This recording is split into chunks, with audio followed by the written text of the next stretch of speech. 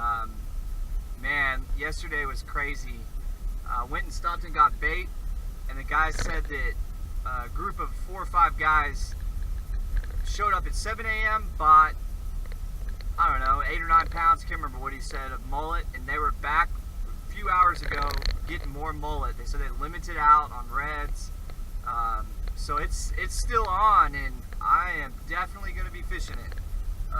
Man, this redfish thing, dude, it's a real thing. Like, once you start catching, man, it is hard to stop. It's almost a guarantee. You know, you use really simple ingredients, right? It's not brain surgery, and hopefully today's video will give you kind of an idea of how simple this really is. I've got really, I don't want to say really, but I've got some nice stuff, and it's high dollar. But you can do this with Walmart reels, man. I mean, it's really your line weight. You need heavy line. But as far as the leaders go, and the spider weights, and just the terminal tackle that is used, really isn't much, man. It's really easy to acquire. Woo! I'm pulling up right now, and it's packed. There's a lot of people out here. That's okay though. We're gonna squeeze in. So yeah, I'm gonna cut out, and I will see you guys on the pier. Now here's the leader I'm using. I make them at my house. That's a 14-aught circle hook on the end of there, using weed eater line.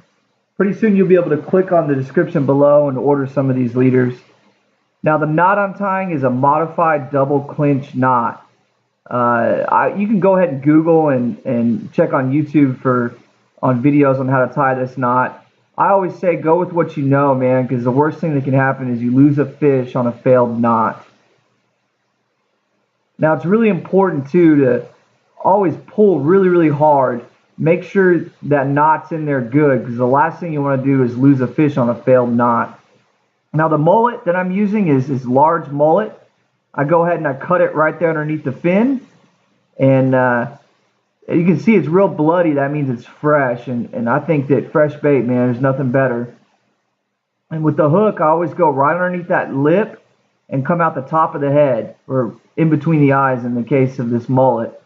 And it's going to be really hard for a fish to get that off without a hook in his mouth.